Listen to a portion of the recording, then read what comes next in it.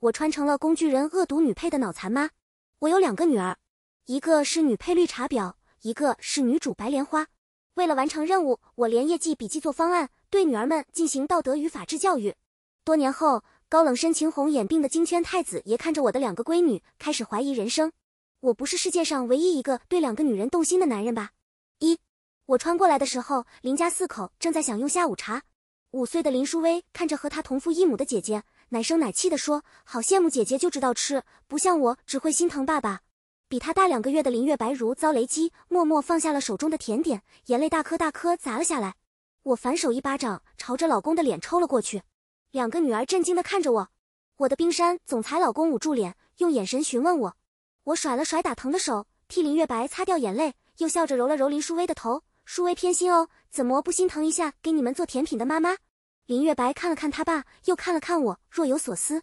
林淑薇乖巧地点了点头，甜甜地说：“妈妈，你也辛苦了。”我满意的笑了，毕竟我打林天泽是为了在他们面前立位。我摸了摸他们的头发，以后你们要好好相处，有事说清楚，不要乱吵架，知道吗？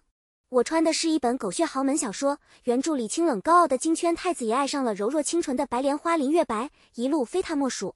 林淑薇横加拦路，100章的小说里，林淑薇以一己之力虐了他们98章。书里的林淑薇自幼患有先天心脏病，从小被父母过度溺爱，行事张狂又毒辣，最喜欢做的事就是抢林月白的东西，所以她对男主直柱的像脑子卡了 bug， 认为只要干掉林月白，男主就是自己的。从此，男主身边每天都像在演动画片，2个女人无时无刻不在同台竞技，一个疯狂作死，一个嘤嘤嘤哭，一个没头脑，一个不高兴。最后，男主总算解决了所有困难，与林月白终成眷属，但林淑薇气得心脏病发，连带着败光了林家。林天则事业家庭接连受到重创，精神崩溃，一枪打死了无底线溺爱女儿的原主，自己去跳了楼。而这一切的罪魁祸首，现在正一脸天真无邪地啃我亲手烤的地瓜。2，晚上，林天泽走进卧室，板着一张帅脸：“宁宁，你今天打我很没有规矩。”我坐在化妆台前，透过镜子睨了他一眼。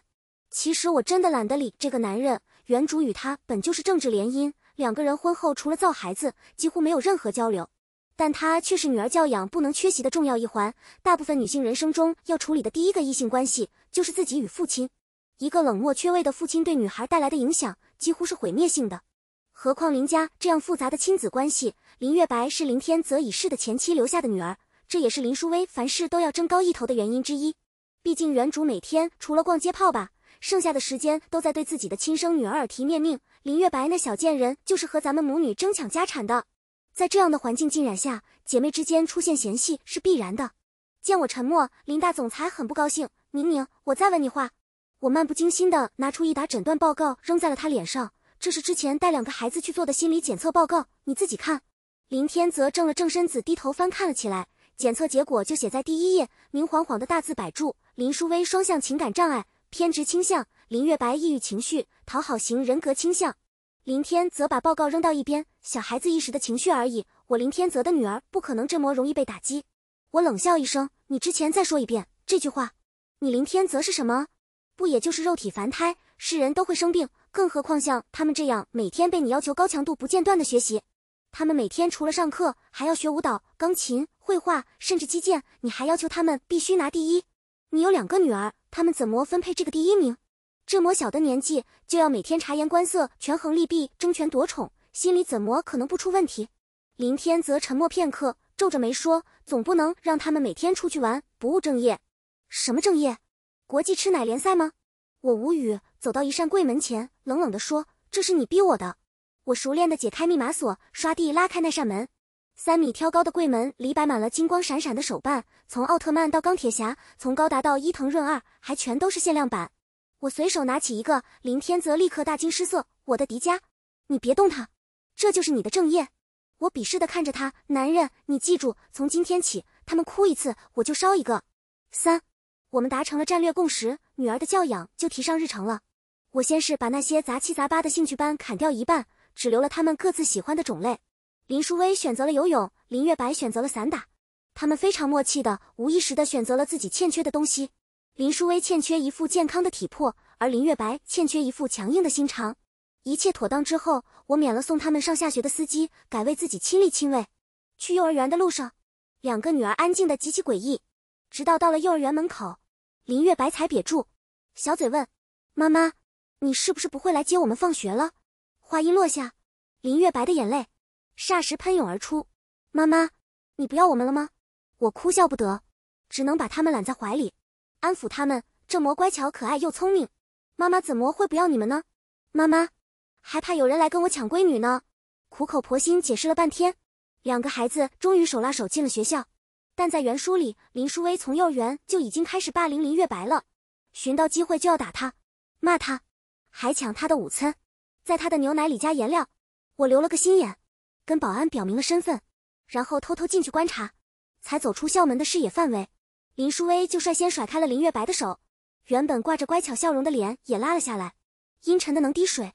我哭，你哭，学人精。林月白吸了吸鼻子，我不是学，我是真的想哭。林书威嗤之以鼻，我妈对你又不好，你哭什么？在家是咱妈，出来就变我妈。绿茶婊的制霸技能，人家5岁就玩明白了，属实是天赋异禀。林月白嘴巴笨，技能都点在了泪腺上，吵架根本就吵不赢。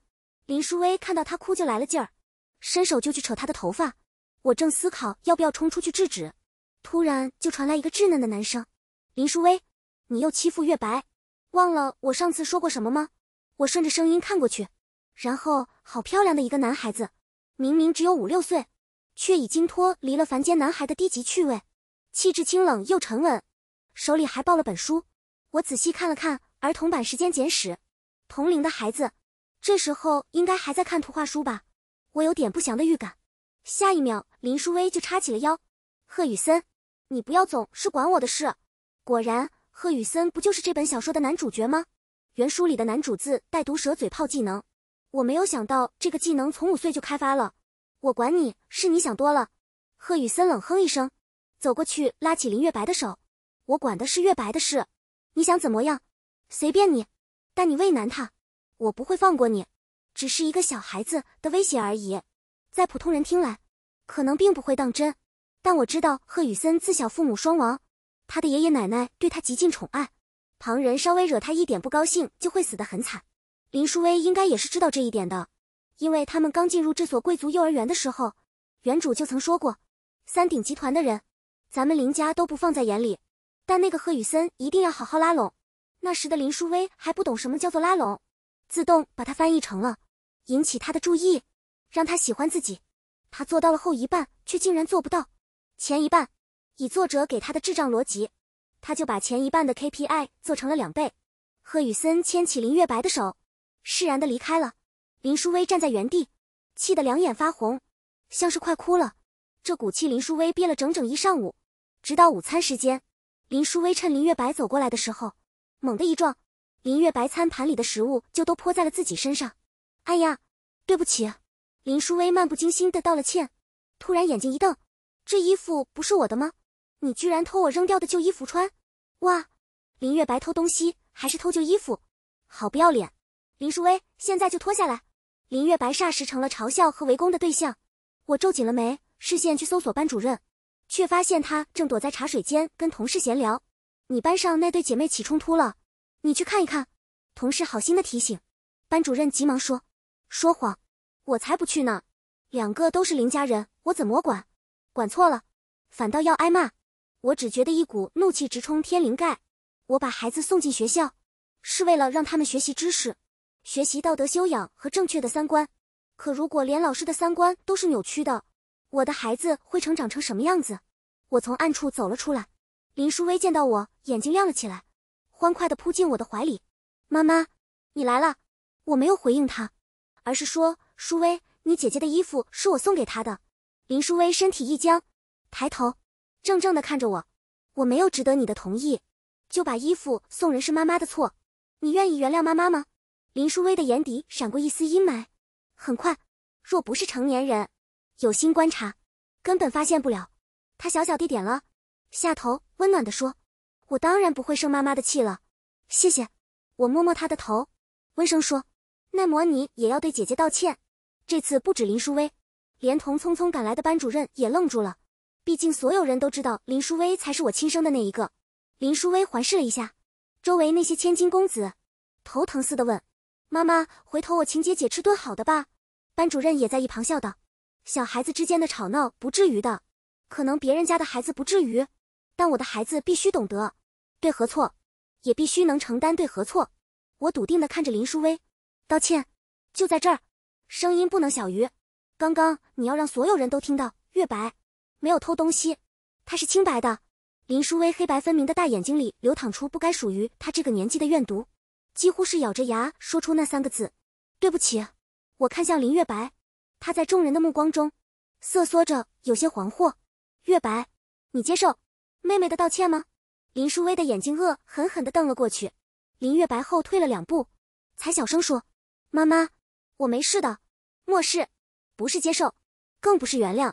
我放轻了语气，只有这件事能在你心里翻过去，才叫做原谅。所有以旁观者姿态劝你原谅的人，都是在道德绑架。世界上没有任何一条法律能逼迫受害者原谅加害者。我环视了一眼周遭的孩子们，老师不行，父母不行，其他无关的人更不行。回家的时候，林淑薇破天荒的没有再装出天真可爱的样子，刚进门就气鼓鼓的冲进了房间。她这样的变化在我看来却是好事。如果孩子在父母面前伪装，那只能说明他连最亲密的父母都不信任。我去了林淑薇的房间，她正在房间里发疯，尖叫着把桌子、柜子里所有的东西都砸了个遍，嘴里还在不停地骂贱人、贱人、装无辜的贱人。如果我没有看过这部小说，实在是想象不到原来5岁的孩子能骂出这么多恶毒的词汇。看来他平时看电视和书籍也需要重点观察。我走到他面前，摸了摸他的头：对不起，刚刚让你难受了。林淑薇委屈地掉了眼泪，抽泣住问：妈妈，你怎么突然不喜欢淑薇了？你更喜欢姐姐了吗？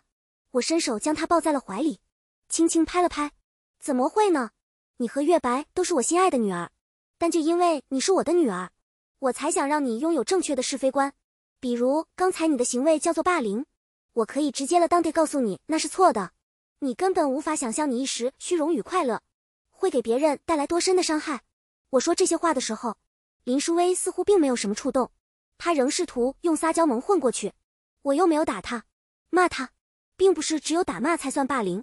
我捏了捏她软软的小脸蛋，言语上的侮辱，态度上的排挤，拿别人的缺陷来开玩笑，这些明知会伤害到别人，却偏要做出来的行为都是霸凌。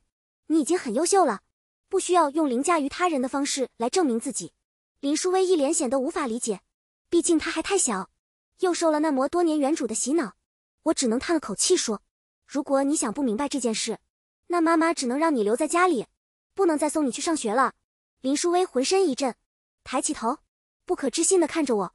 我放开了她，迫使自己的语气强硬起来：淑薇，一个有知识的恶人比愚蠢的恶人更加可怕。这个希望我的女儿常为只会践踏他人欺凌弱小的怪物，我绝不允许。为了表达不满，林淑薇把自己关在房间里绝食抗议。晚餐时，我对林天泽简单说了下幼儿园里发生的事，他也表示理解。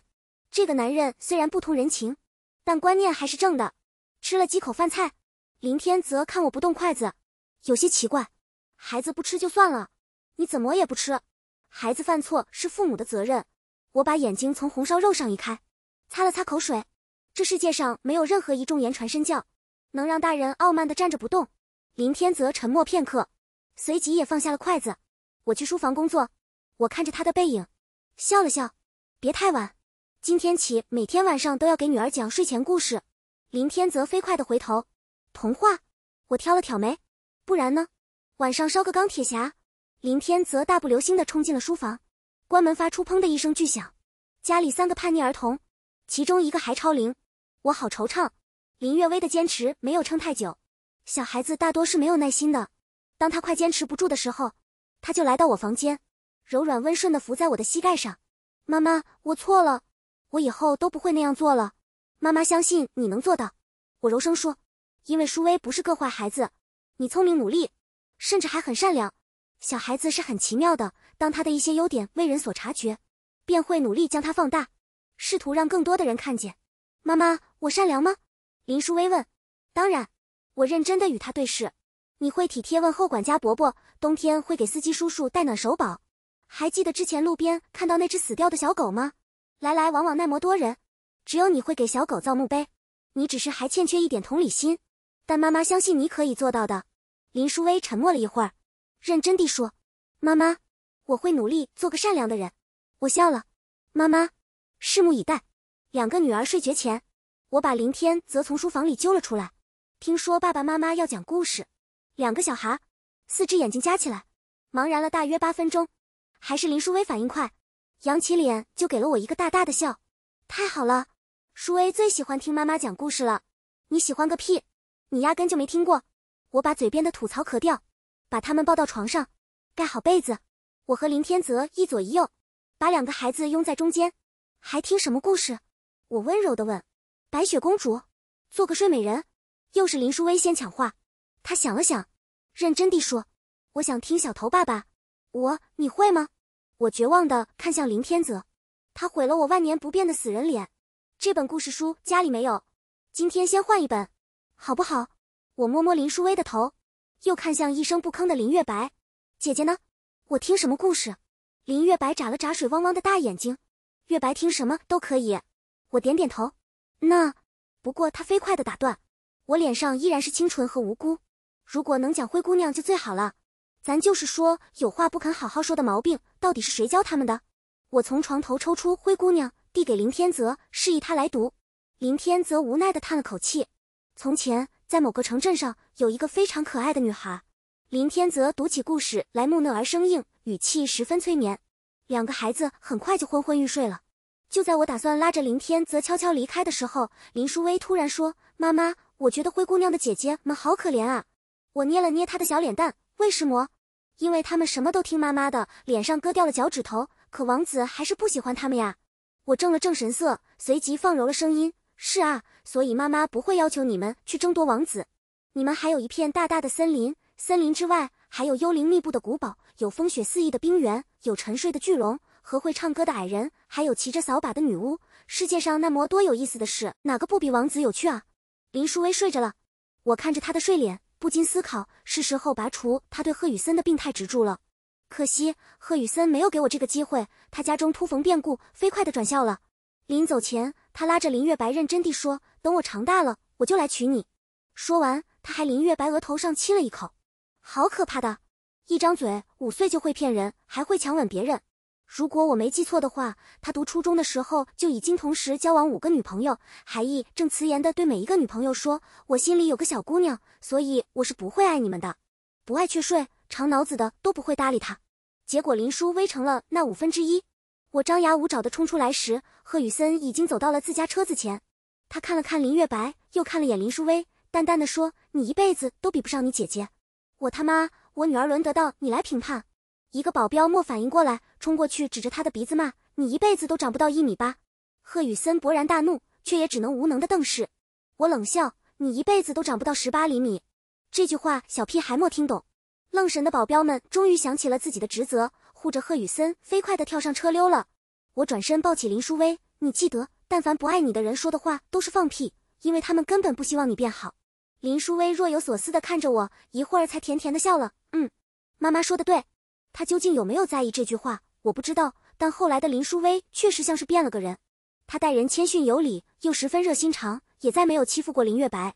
2姐妹之间的隔阂很快就消除了，相亲相爱的一路走过了小学，又上了初中，成了社交圈子里有名的千金。眼看着林淑薇对我的好感度已经到达了80%，我本以为姐妹情深的戏码就此结束，我也不用再吃枪子了，却在这个节骨眼上又发生了变故，贺雨森又回来了。11岁开始，我并不知道贺雨森回来这件事。7年的相处下来，我已经对林淑薇十分放心，只安心做一个温柔的好妈妈。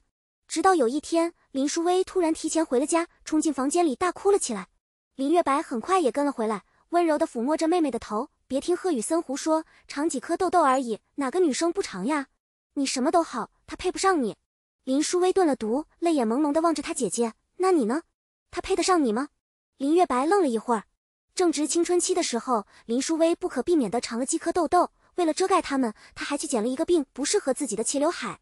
反观林月白，因为是女主，她不仅没有长痘，皮肤甚至一日好过一日，白得发光，头发乌黑浓密，已经出现大美人的轮廓。见林月白不说话，林淑薇嘲讽地笑了，这种笑容我已经很多年没有在他脸上看到过了。那可是金圈太子爷，全校女生都喜欢的大帅哥，又对你一往情深，怎么会配不上你呢？林月白无措地看着他，好半晌才轻声说：“不是的，那都是小时候的事情了，他只是没想开。”即使我是林淑薇的亲妈，也不得不感叹一句，林月白是格外成熟懂事的。这可能源于他没有亲生母亲，所以从小谨小慎微，也可能更多出自他自己的本性。他的生母林天泽的前妻，据说也是个温柔娴静的女人。第二天，我又一次偷偷去了学校。对于很多孩子来说，初中是他们走向大人的第一步，除了学习之外，社交也好，为人也好，都已经萌生了一套粗浅的准则，轻易不愿外人插手干涉。我走到林淑薇他们教室的后门，老远就看到了走廊上的贺宇森。不得不承认，一眼就认出了他，实在是他的外貌太出众，仍旧是高冷稳重的气质，只是手上的书换成了佛珠。不管多大岁数的男人，只要开始盘串，就显得油腻。但有一点让我很欣慰，他个子不高，应该悬没过1.7米。他身边站着一个一头黄毛，打扮得像二流子的男人。我见过他，陈家的二儿子。这也算是豪门小说里冷男主身边总有一个毫无尊严、脑缺缺的走狗跟班，却挂着朋友名头。只见林淑薇和陈小二笑嘻嘻的指指点点，教室里一个刘海遮了半张脸，生怕别人不知道他是豆豆怪。贺宇森眼皮都没掀，嘲讽的嗤笑一声：“他这样的值得我看一眼吗？”陈小二哈哈大笑，也是配得上咱们森哥的，还的是林月白，那种清高又干净。林淑薇光这5分钟偷偷看了3次，跟其他女生一样，林淑薇像是感应到背后在嚼自己舌根，又向教室外看了一眼。正巧这时林月白回来了，路过贺宇森的时候，他视线笔直，脚步半点都没有停滞。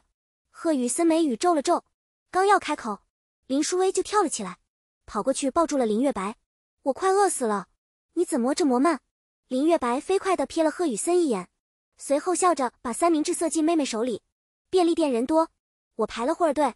林淑薇接过三明治，正要开封，贺宇森淡淡道：“月白，我也饿了。”林月白一怔，看向他，捧着自己，他什么意思？贺宇森指了指他手里那份三明治：“你的给我。”林月白犹豫了一下，正要把三明治递给他，林淑薇却抢先了一步：“我的给你吧。”却冷笑了一声，拿过林月白的三明治，转身就走。“你的脏死了。”周围霎时传来窃笑声。林淑薇捧着自己的三明治，呆站在原地，脸一点点地涨得通红。“淑薇，你别听他乱讲。”林月白手足无措地去拉他，却被林淑薇啪的一声拍开。“不用你管。”说完，他飞快地跑回了教室，趴在桌子上不动了。我没有现身，去干涉他们的行为，想了半天，只是给管家拨了个电话，他的演唱会门票给我订4张晚餐时，我宣布了这个消息。后天咱们一家4口去看詹洛的演唱会，你们不是很喜欢他吗？带爸爸妈妈也见识见识。林月白和林淑薇原本还在为下午的事情尴尬，听闻这个消息，眼睛瞬间亮了，快乐地抱在一起。天啊，詹洛太好了！只有林天泽一脸状况外，詹洛是谁？我给他夹了一筷子。清蒸鱼跟你没关系。这些年，林天泽也改变了很多，他尽可能地减少了加班和出差，每天无论多晚，都会去孩子们的房间看看，留下一个晚安。即使再忙，他也要回家吃晚餐。他说，喜欢我的手艺，有股让他怀念的味道。我怀疑是他的某位前女友，但我莫说。12，詹洛的演唱会现场异常火爆，即使是我这种不追星的人，也很容易便被情绪感染。直到散场，还在荒腔走板的哼哼，惹得路人频频回头。没办法，我是音痴，自信且爱秀那种。我看了看时间，约定的时候到了，便神神秘秘地说，走吧。我还在后台给你们留了一个专属节目。林月白和林淑薇对视一眼，尖叫起来。林天泽面无表情地捂住了耳朵。我去停车场等你们。我没什么意见，拉着孩子们走向后台。还没到休息室门口，就见几个女孩子蹑手蹑脚地躲在角落，叽叽喳喳地讨论。咱们是突然现身，吓他一下，还是敲门进去？敲门不行吧？咱们偷偷潜进来的容易被轰出去。吓他，我还没有见过受惊的詹洛呢。相机准备好，待会儿要抓拍。达成共识后，他们果然闯了进去。休息室里爆发出惊天尖叫，随即几个女孩便被安保人员架着赶了出去。他们一边被毫无尊严地推搡着，一边还在窃笑詹洛被吓到的样子。好可爱，你们拍下来了么？我带着女儿走过去的时候，那个年轻帅气的偶像还在屋子里吗？听得出来，他家教不错，翻来覆去也只是几句讨厌的私声。我向门外的助理表明了身份，这次见面是我花钱买来的。女儿们很开心，与偶像聊了半天，又拘谨羞涩的合了影。詹洛甚至摸了摸林淑薇的头，夸她小年纪就很漂亮，以后可以考虑进入演艺圈。林淑薇的眼睛霎时恢复了神采，脸也慢慢的红了。我看着眼前的一幕，心满意足。那几10万到底没有白花，想不通小说里主角的父母为什么要随便撒钱，用在刀刃上才能凸显金钱的价值啊。13，直到回到家，他们都还回味无穷似的，看住手机里的照片。我切了水果，走进他们的卧室，问：今天开心吗？2个女儿对视一眼，笑着点点头。开心。我笑了。你们看，光明正大、地位平等的交往是让人很愉快的，但像是今天的那几个私生饭，为什么让人不愉快呢？林淑薇理所当然地说：私生饭当然讨人厌了，侵犯别人的隐私，偏执的自以为深情，压根没考虑过对方想不想要。林淑白也认真地说：是的，而且他们的态度像是追逐一个神，但偶像也只是普通人，被抱有不切实际的期待，其实挺烦的。你们说的对。我点点头，不只是对待偶像，对待平常人其实也是一样的。声音好半天，林淑薇才轻声说：贺宇森不一样，他是京圈太子爷，有钱有权，而且他很优秀，博古通今那种优秀。我出声打断了他。首先，太子爷这种称呼是怎么出来的？我错默问。现在是什么年代了？他家难道有皇位要继承吗？还说是你们编造了这样一个凌驾于人的称谓，把他抬得那么高，全世界那么多的平凡人都在努力地破除阶级，你们却给自己造了个皇帝，这正常吗？至于他所谓的博古通今，有人博览群书，有人擅长琴棋书画，还有人打游戏，也能为国家争光，这是爱好和擅长的事情，大可不必上升得太离谱。我希望你们能明白，追星要站着追，不能跪着追，男人也一样。他们诧异地看向我，我笑着叹了口气，到了这个年纪，萌生感情是必然的。我不会要求你们违反生命的规律，但你们首先要明白这份感情是什么，有多重，以及怎样正确地看待喜欢的人。当你们被感情控制了神智的时候，我希望你们能认真想一想，究竟是那个人身上有光，这是你们眼里的光落在了他身上。我从他们房间出来的时候，我意外地发现林天则站在门口。我一如既往地木着脸，但他看我的眼神有了变化。明明这几年我几乎快认不出你了。他说，我觉得你有些像谁的前女友吗？我赶紧往他嘴里塞了一把蓝莓，多吃水果补补眼睛。第二天到了上学时间，林淑薇在房里磨蹭了好一会儿。等她出来的时候，原本别扭的刘海被她用发夹夹到了两边，额头上几颗红色的痘痘重见天日。可我从未觉得她这么美丽过，明媚自信，像初生的骄阳。我开车送他们去学校，校门口，贺宇森正被几个男生簇拥着，像在等什么人。林月白率先从车子上下来，贺宇森见到他立刻有了动作，从靠墙站变成了直着站。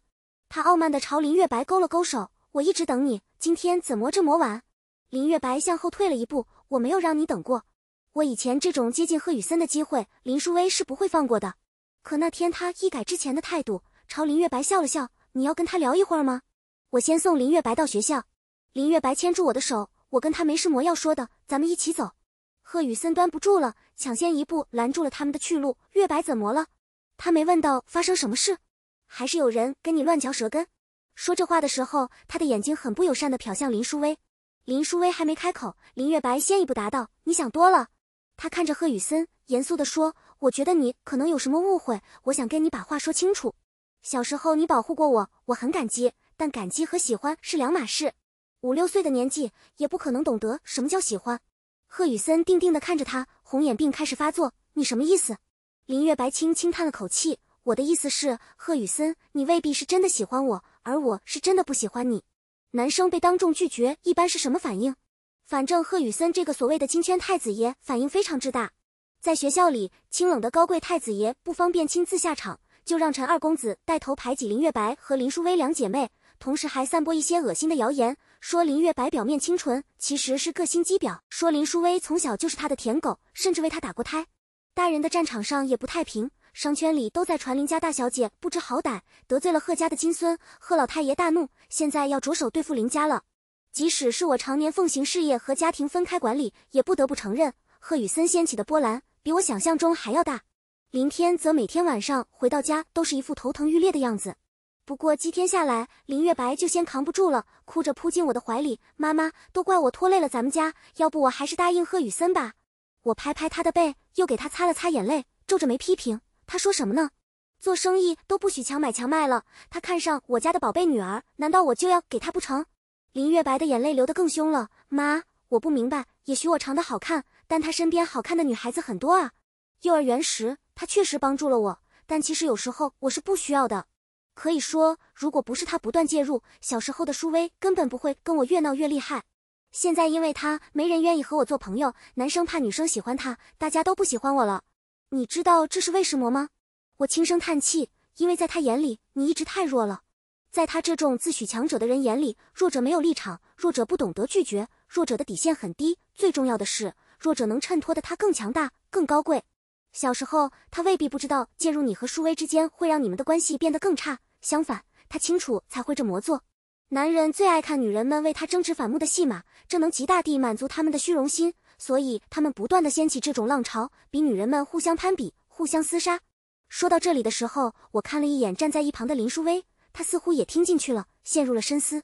她又转回看着我，她不断用语言用行动告诉你，你很弱，你只能依附于他，你无法独自生存。而对他来说，这种感情亲近的就像养一只宠物狗，甚至都不需要他过多管理。可他没想到，一只宠物狗居然也敢反咬主人，所以他决定惩罚你。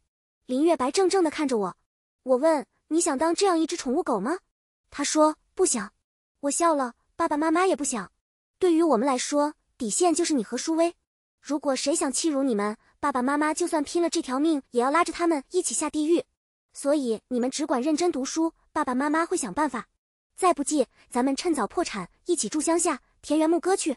林月白破涕为笑，和林舒薇手拉手回房做作业去了。他们的身影才一消失，我身后就传来一声笑。回过头，是我的冤种老公。林天则一直是万年冰山脸，这还是我头一次看到他笑。亏你想得出来。他笑得停不下来。是的，你不问问我同不同意吗？我撇撇嘴。你不同意，我就带2个闺女去呗。那我觉得不行。林天则又板起了脸。你们去哪儿？逍遥都要带上我。说完，他定定地看着我，不知为什么，那视线居然让我觉得有点灼人。我前咳一声，转过头去。我不在书房工作，出来干什么？他盯了我一会儿，也移开了视线，没什么大事。贺家那个训狗大师的生日宴邀请函发给了咱们家。贺家也是很有意思，一边打人一边撒糖，这种堪称精神分裂的做法，极有可能是那位太子爷的主意。这件事我征求了2个女儿的意见，你们想去吗？也许去了，那些人会刁难你们，给你们难堪。林舒薇不假思索地道，开玩笑，一群草包，我怕他们。林月白思索了片刻，反问，我去的话，对咱们家有好处吗？我看向林天泽，他朝我点了点头。有些话也应该当面说明白。贺宇森生日宴那天，林舒薇挑选了她最爱的一件礼服，扬言要闪瞎贺宇森的秃狗眼。林月白却不走寻常路，坚持要穿常服。我问他原因，他说，我怕他看不见我的肱二头肌。我说的强弱好像不是这个意思，算了，女儿高兴就好。贺家的宴会向来是很有排面的，从别墅到花园，乌泱泱的都是人，但我们的出现还是让嘈杂声瞬间停止了1秒，但也只有1秒。大家都是体面人，圈子里每天都会有层出不穷的新八卦蹦出来，吃瓜是一回事，伸手去切瓜，沾一手淋漓之水，甩不干净就是另一回事了。觥筹交错的人群中，贺宇森被一群公子千金簇拥着，显得格外高贵。你们来了，他漫不经心地搓揉着手中的串珠过来，一起聊聊。这种场合向来是大人的一边，孩子的另一边，年纪太小的也是交给管家佣人照顾。林舒薇和林月白对视一眼，朝我说，妈，我们过去一会儿。我含糊同意，但到底是担心，莫敢走出太远。事实证明，我担心的没错，姐妹2个刚到就被甩了一脸下马威。贺宇森的头号跟班，陈家的2公子，一开口就是阴阳怪气。哟，这不是咱们的高岭之花林月白吗？快躲躲，人家清高得很，可别污染了她。林月白脸一沉，还没来得及说话，林舒薇就先嗤笑了一声，你对自己倒是认识得清楚，知道自己脏得很。你陈2公子气得险些岔气，满脸通红，丑八怪，森哥看不上的货色，哪轮得到你开口？这话说的直插林淑薇的命门了，可她并没有生气，反倒轻笑了一声。这声笑惹得贺宇森都惊讶地看了他一眼。你笑什么？他皱眉问。我，好险，就变成你们这种人了。他的笑容明媚而自信，丝毫不受恶意的侵扰。另外，我跟你们不一样，我是一个正常人，拥有言论自由，不需要排字论辈。贺宇森错愕地看了他一眼，终于开了口，牙尖嘴利的女人很讨人厌。林淑薇大大方方地接受，谢谢。不到8厘米的男人，也是我一口酒差点喷出来。5岁时候我骂街的话，他居然还记得。一群人瞬间就变了脸色，功力好一点的面无表情，功力差的在捏自己大腿。毕竟贺宇森清冷外皮下，其实是个肉食男，这件事也已经不是秘密了。结果莫想到太子爷他看起来是人间凶器，实际却是 Hello Kitty。眼看着贺宇森的脸黑成了炭，林月白终于开口阻止了他狂飙嘴瘾的妹妹舒薇，别说了。他温柔正直地看了贺宇森一眼，小声说，那是秘密。贺宇森啪的一声砸烂了酒杯，指着林月白的鼻尖就开骂，林月白，你太不知好歹了，简直是放肆。听听，被叫的多了，自己都认为自己是皇族了。林月白平静地直视他，说出自己的观点就是放肆。那如果我骂你一句，岂不是犯了法？在他的注视下，林月白淡定地吐出了几个字 RNM， 傻逼。全场哗然，连我都摔掉了一个高脚背。贺宇森更是目眦欲裂地瞪着他。从小到大，林月白都是温婉乖巧的小白花形象，他骂脏话给人的感觉就像万年的哑巴开口了。还管你叫娘？林淑薇震惊地看着他。姐姐帅啊。姐。林月白不好意思地笑笑，我练了好几天，也不知道骂的自不自然。贺宇森终于反应了过来，一个箭步冲过来就要扯林月白的手，像是要打人。林月白没白学那魔多年散打，飞起一脚就把贺宇森踹进了旁边的人工湖。妈呀，又是一群哇哇乱叫。我从外围走进来，笑着拥抱了朝我跑来的女儿们。妈妈，我们有没有给你丢脸？我爽的一批。当然没有。如果连侵犯自己尊严的人都不反击，那才叫丢我的脸。连林天泽都微微扯了下嘴角，柔声说，干得漂亮。这边我们其乐融融，温馨时刻，那边人群却始终在惊叫，吵得我脑仁疼。不就下去喝口水，怎么还在叫？我皱眉，问林天泽，慢吞吞地走过去，看了一眼，又慢吞吞地挪了回来。王八下了水，发现自己不会游泳。我挑了挑眉，那些小王八呢？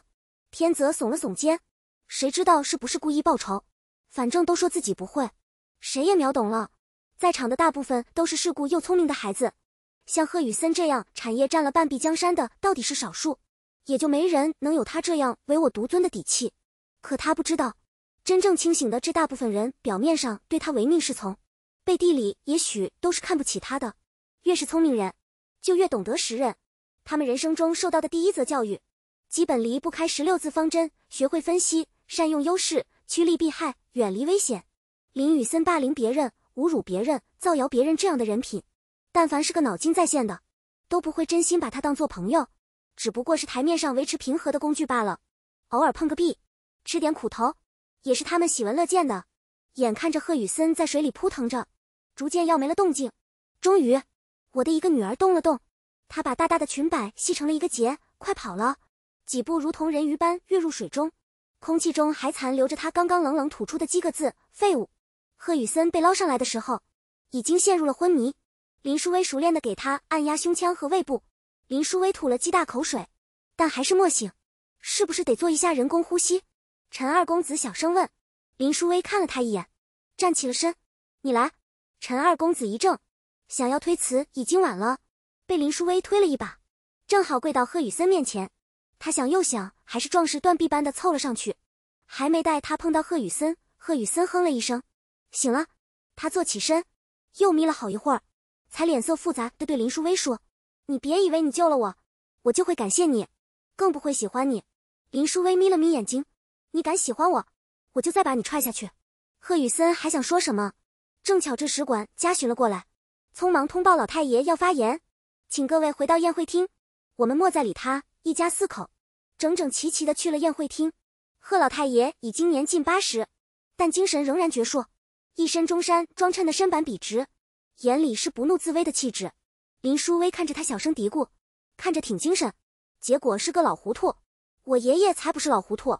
身后突然传来声音，回头一看是贺宇森，他浑身湿漉漉的，头发还往下滴着水，幽灵似的，站在我们身后。你们等着吧，得罪了我爷爷，待会儿一定会弄死你们。那就试试看。他转头看着他沉默寡言的孩子，爸正似笑非笑地看着这个狼狈的小鬼头。贺老爷子在台上清了清嗓子，缓缓开了口：多谢大家百忙之中莅临。他微笑着说，今天是雨森14岁的生日，过了这个年纪，可就要为所作所为负法律责任了。满堂笑声下，众人的目光都投向了我们身后的贺雨森。这些年，雨森品学兼优，一直是我心里的骄傲。我总想把最好的统统留给他。现在他长大了，所以我想应该开始以培养接班人的方式培养他了。此刻该有掌声，可惜两个女儿如临大敌一般，全身写满了备战2字。贺老爷子继续说，相信这段时间大家都听说过，我们贺家和林氏之间有些问题。今天我特地把他们也请来，就是为了把事情掰扯清楚，省得总有人说我们贺家以势压人。说住！他朝人群里的贺雨森伸出手，人群自动让出了一条道。贺雨森微微一笑，骄傲地走过去，站在爷爷身边的同时，还不忘轻蔑地瞥了我们一眼。贺老爷子看向林天泽，林先生，那我就有话直说了。林天泽回以苦笑，贺雨森更是一脸期待。贺老爷子握住了孙子的手，平静地说 Omurai， 从今天开始，我要收回你名下所有的信托、理财、房产，这些收回的资产，我将用来注资林氏的扩展项目。贺雨森愣住了，其他人也都愣住了。爷爷，你说什么呢？就是你听到的这样。贺老爷子不看他眼睛，转向宴会厅里的来宾们，今天请各位前来，就是要大家达成一个共识。从今天起，我的孙子贺雨森没有任何特权，我希望他靠实力提升自己，考取大学成功就业，而不是搬出我贺家的名义。所以接下来的时间，希望各位提醒自己的千金公子，不要以他为尊，更不要在金钱上支援他。如果有人这么做了，商家也不会成全这份情。贺雨森急了，再顾不上他高冷的形象，大声说：爷爷，你疯了，你才是被我惯疯了。贺老爷子淡淡的说，商圈里来来往往，这么多年，见过的小辈如过江之鲫，但让我最钦佩的就是白手起家的林先生。所以我以孙子的名义向你注资，也足够表明我的诚意。如果将来雨森成了才，咱们的合作更上一层楼。如果他死不悔改，这笔钱就当是我替他存在你那里的养老金，每年分点红给他就好。贺雨森看着他，满脸的不可置信。没有舒薇和月白，对吧？爷爷向你们说声对不起，这件事从头到尾都是我们贺家错了。直到走出贺家，林月白和林舒薇都还没有反应过来。好半天，林月白才问，所以吗？咱们家成了贺雨森的财产管理人了？我不是在做梦吧？我笑着掐他的脸蛋，疼不疼？疼疼疼！林月白猛地跳起来，随即狐疑地看着我，和林天泽，你们早就商量好吧？林爷爷一开始就没打算对付我们家。我看了林天泽一眼，不置可否。事实上，贺老爷子一开始是打算替孙子出气的，可林天泽拿着新项目的方案和规划，一遍又一遍地去拜访贺老爷子。贺老爷子有意刁难，每回都要派管家问一句：你女儿认错没有？林天泽却极其强硬，每次都回答：女儿没错，不必认错。就这么硬抗了10几次，贺老爷子终于抑制不住好奇心，同意了陷他。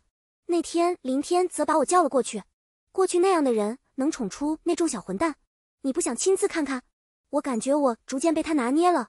贺老爷子一开始的状态十分符合原书中给他的糊涂设定，一门心思高喊我孙子就是真理。骂的时间久了，我已经有些听不下去，正要反驳，林天则按住了我的手。老爷子，您知不知道罐子如沙子？贺老爷子一怔，林天则微微笑了。在遇到我太太之前，我也不明白这个道理，总觉得让孩子学了该学的，剩下的只管宠就好了。可事实不是这样子。如果不是我太子的教育方式，我的2个女儿可能会变成像你孙子一样的人。咱们是商人，商人都是重利的，你今天为了孙子对付了我，明天就可能对付别人，这样的人家谁还敢和他合作？今天你家大业大，容我说句不好听的，你已经70岁了，还能撑多少年？以你孙子的处事风格，最起码我是不会愿意跟他继续合作的，那么别人呢？贺雨森在一夕之间溃败千里，他每天去学校照样摆出清贵高冷的姿态，却再也没有人吃他这一套了。仍然有女孩仰慕他的才华和样貌，对他告白。每当这时候，他总会默默地看林舒薇一眼，然后依旧是不留情面的回答，回去喜欢我。凭你，先照照镜子吧。女孩气得一巴掌抽了过去。你一个不到8厘米的矮子，拽什么拽？屠龙少年终成恶龙，恶龙又引来少年的屠龙，循环往复，无休无止。但好在我的2个宝贝女儿彻底驱散了成长中的阴影，正一路向曙光前行。高考填报志愿那天，我问他们，你们将来想做什么？林月白却反问我，妈妈，你希望我们做什么呢？我们的成绩差不多，如果报同一所学校，是不是能给你和爸爸减少一些麻烦？我看着这个懂事的孩子，无奈地笑了。妈妈当然希望你们相互扶持，相亲相爱，但这份希望的前提是你们成为独立的个体，走好自己的人生。林月白想了想说，我想继承家业，像爸爸那样撑起一个完整的家，给我爱的人们幸福。说完，他紧张地看了林淑薇一眼，我不是要跟你争家产哦，公司我们可以一起做。我才不干呢，像老爸那样每天加班，一点意思都没有。林淑薇不假思索地说，我想做老师。这让我很惊讶。为什么？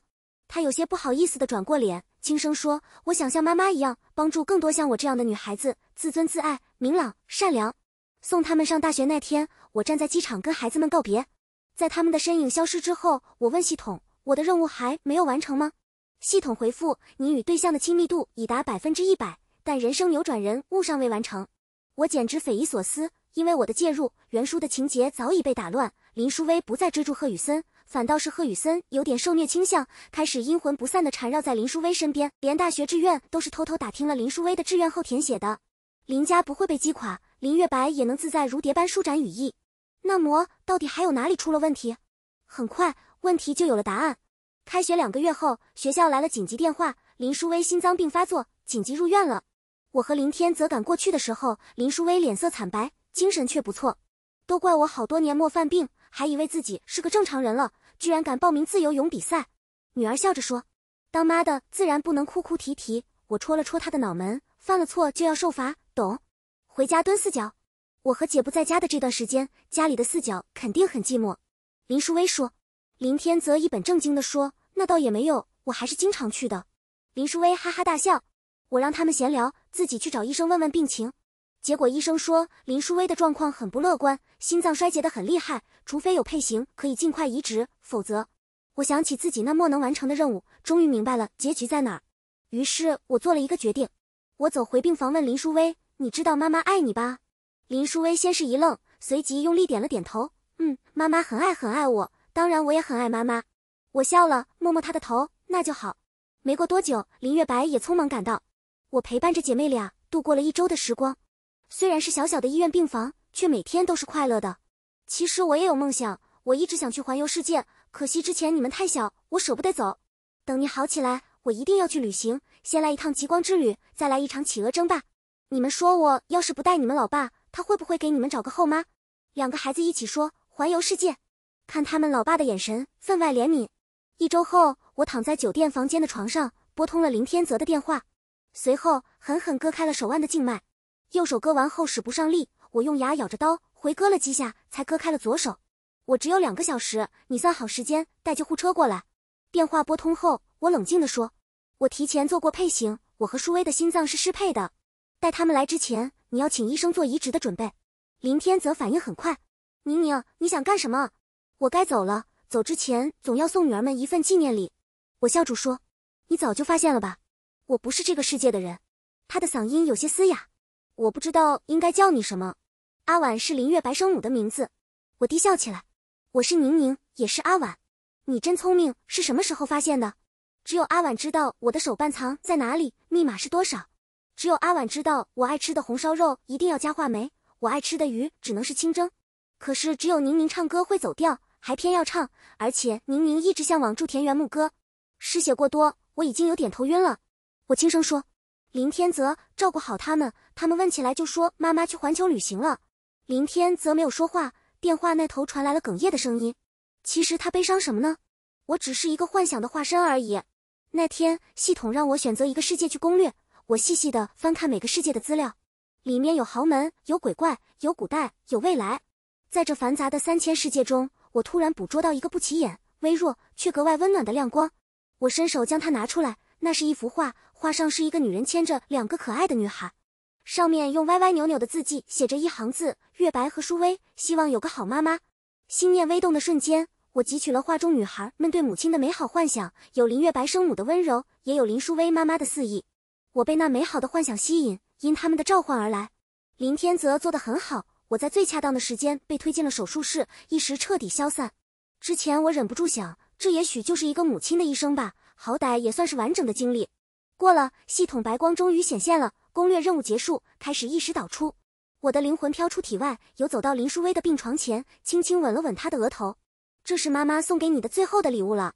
如果有一天你的生命又遭遇了黑暗，即使妈妈不在，你也要记得拼尽全力，也要为自己驱散阴霾。乌云只会短暂地遮住你的眼睛，但太阳永远在那里发光发亮。